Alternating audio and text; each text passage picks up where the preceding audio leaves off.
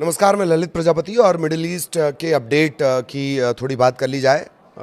Straight of Hormuz में America का जो सबसे ख़तरनाक या सबसे ताकतवर हेलीकॉप्टर था वो क्रैश हुआ है। ईरान पर हमले के लिहाज से इसे यहाँ पर तैनात किया गया था। बाकी के क्रू मेंबर का क्या हुआ उसकी भी चर्चा कर ली जाएगी। ट्रंप ने अब एक तरह से धमकी भरे अंदाज में नेतन्याहू को चमका दिया है कि अलग थलग पड़ जाओगे अगर उनकी बात नहीं मानी तो, यानी ट्रंप की बात नहीं मानी, ईरान पर हमला नहीं रोका। और इसी तरह के जो बड़े अपडेट्स हैं उसका हम जिक्र करेंगे, लेकिन सबसे पहले इस हेलीकॉप्टर की घटना क्या हुई है वो जान लीजिए। एक सैन्य हेलीकॉप्टर है, इसके दुर्घटनाग्रस्त होने की खबर है। एक सफल रेस्क्यू ऑपरेशन के जरिए हालांकि जो फ्लाइट पायलट हैं, चालक दल हैं, जो भी क्रू था उसके अंदर, उसे सुरक्षित निकाल लिया गया है। न्यूयॉर्क टाइम्स के हवाले से ये बड़ी खबर मिल रही है। और ये घटना ऐसे समय में हुई है जब मिडिल ईस्ट में जो क्षेत्रीय स्थिरता है उसे लेकर तमाम तरह की बातें आ रही हैं। अशांति का माहौल है, तनाव है वहाँ पर, पहले से ही वहाँ पर भारी तनाव है। अमेरिका ईरान के बीच जो नाजुक युद्ध विराम है वो कहीं ना कहीं कमज़ोर भी पड़ता दिख रहा है। अच्छा, इस हादसे की वजह क्या रही, क्यों ये हेलीकॉप्टर क्रैश हुआ है? अपाचे अटैक हेलीकॉप्टर है ये। इसके क्रैश होने की वजह अभी बहुत ज़्यादा साफ नहीं हो पाई है, लेकिन ये हेलीकॉप्टर हादसा उस इलाके में अमेरिकन्स की जो सुरक्षा चिंता हैं उन्हें बढ़ा रहा है। पहले ये भी कहा गया था कि क्या इसमें ईरान का कोई हाथ हो सकता है, हालांकि बाद में बात क्लियर हुई कि नहीं, ईरान का इसमें कहीं कोई हाथ अब तक सामने नहीं आया है। ये हेलीकॉप्टर बहुत ख़ास है, इसी वजह से मैंने कहा था कि ये सबसे ताकतवर हेलीकॉप्टर है।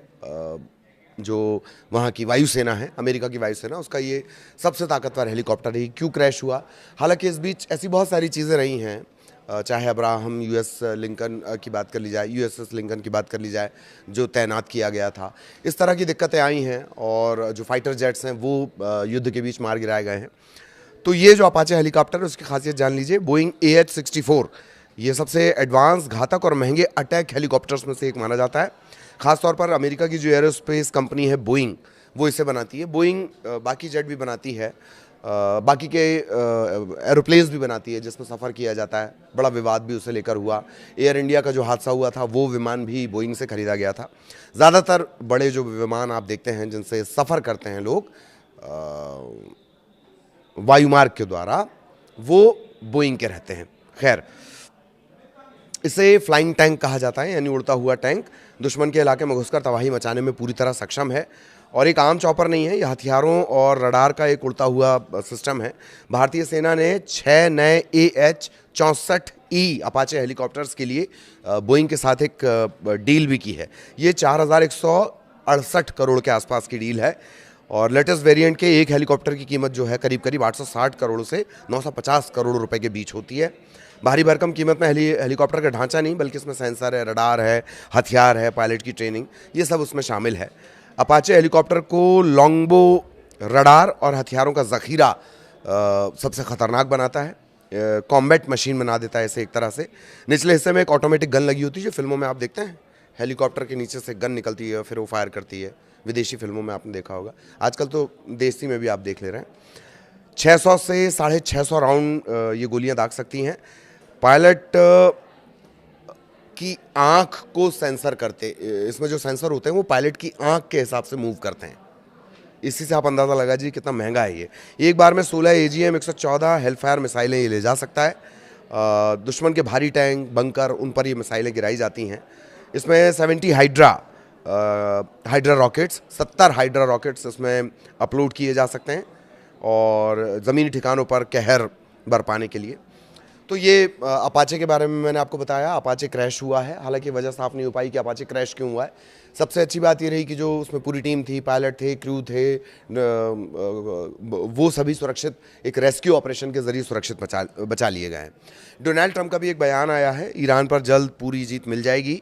और सीनेटर लिंडसे ग्राहम के समर्थन में आयोजित एक कैंपेन में उन्होंने बात की है कि अगले 2 हफ्तों के भीतर ईरान पर पूर्ण जीत, अमेरिका ईरान पर पूर्ण जीत, ये शब्द उन्होंने इस्तेमाल किया है, ये हासिल कर लेगा।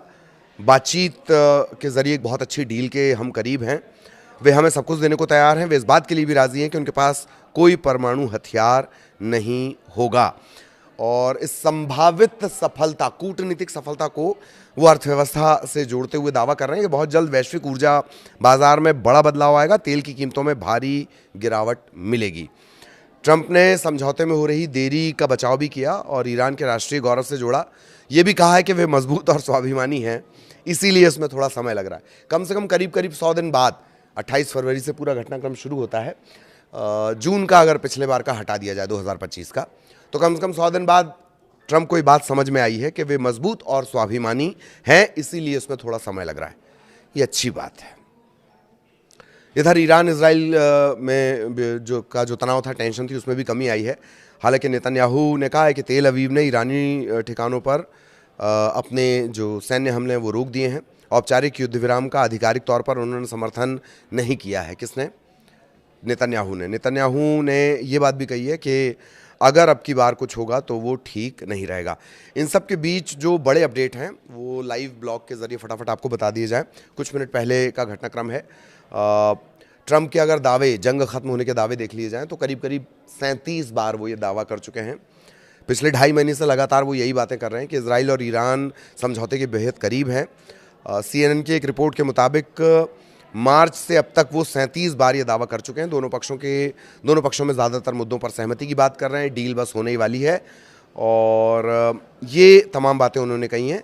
इधर इजराइल ने लेबनान पर हमला किया है, उसमें 4 लोगों की जान जाने की खबर है। 10 और लोगों की भी मौत की खबर मिल रही है, लेकिन अभी कोई पुष्टि नहीं हुई है। ट्रंप ने ये कहा है, हमने आपको बताया कि जब अपाचे हेलीकॉप्टर का जिक्र किया तब उस रिपोर्ट में इस बात का भी जिक्र है कि ट्रंप कह रहे हैं कि 2 हफ्ते में लगभग पूरी जीत का वो ऐलान कर देंगे। हालांकि जिस कार्यक्रम में ट्रंप पहुंचे हुए थे न्यूयॉर्क में, एक मुकाबला, NBA का एक फाइनल मुकाबला देखने गए थे, तो ज़ोरदार हुटिंग का सामना ट्रंप को करना पड़ा है और ईरान की नाकाबंदी बमबारी से ज़्यादा असरदार, ये बात उन्होंने कही है कि ईरान पर लगाई गई आर्थिक और समुद्री नाकाबंदी सैन्य हमलों से ज़्यादा असरदार साबित हुई है।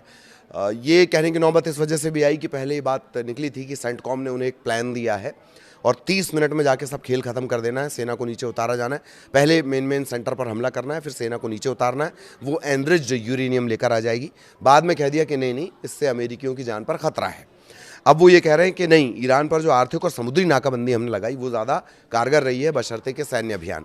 पूरी सेना का जमावड़ा वहाँ करने के बाद अब उन्हें ये समझ में आ रहा है कि जो आर्थिक नाकाबंदी लगाई गई थी और समुद्री नाकाबंदी लगाई गई थी वो ज़्यादा असरदार है। ट्रंप ने यह दावा भी किया कि इजराइल और ईरान एक हफ्ते तक एक दूसरे पर हमला नहीं करेंगे। इजरायली प्रधानमंत्री नेतन्याहू से उनकी बातचीत हुई है और उन्होंने ये भी कहा कि नेतन्याहू पर हमला हुआ था, उन्होंने जवाब दिया, मैं इसके लिए उन्हें दोष नहीं देता। इससे ठीक पहले 24 घंटा पहले जो उनका बयान था वो ये था कि ट्रंप जो नेतन्याहू हैं वो सुधर जाएं वरना वो अकेले पड़ जाएंगे और लगभग फटकार एक तरह से डोनाल्ड ट्रंप ने बेंजामिन नेतन्याहू को लगाई थी।